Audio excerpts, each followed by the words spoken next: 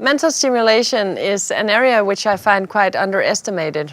Actually, when I send out questionnaires for clients of mine and ask them how they stimulate their dogs during everyday life, they all seem to be able to answer the question about physical stimulation. But when it comes to terms of mental stimulation, they actually do not know what it is. They answer that they throw a ball or walk the dog, do some hide and seek, or maybe do some tug of war. And of course, those are all very good things to do, even though they are more of a physical character. But they're good because it builds up kind of a relation and also a stronger foundation between the dog and the owner. And actually, in my opinion, the best kind of play is the social kind of play where the dog has this counterpart. However, that is not always possible in everyday life due to the fact of people having busy careers. So that leads us back to the question about mental stimulation and also what it is.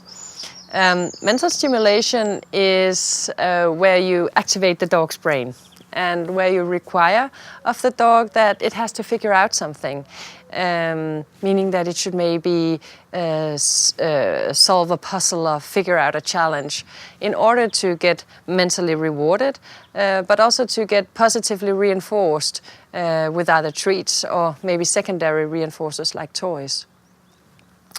The positive thing about activating the dog's brain and also the problem-solving intelligence is that you increase the dog's self-confidence, and you also develop its own set of skills, which makes them more balanced as individuals and also more calm.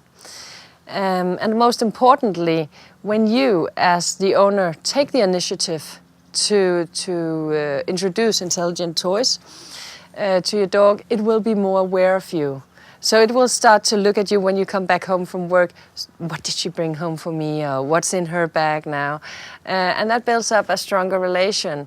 The dog actually becomes excited for every time it's being challenged and also for every time it figures out that challenge, because it will be reinforced by that. And then you can start shaping the dog towards more difficult challenges by, for instance, introducing them to more intelligent, to more difficult and also intelligent toys. By that, the dog will become more self-confident and it will get more balanced and calm. So, of course, as a dog behavioral specialist, I would encourage dog owners to remember the importance of mental stimulation. I would actually encourage people to mentally stimulate their dogs for about 30, maybe 45 minutes a day.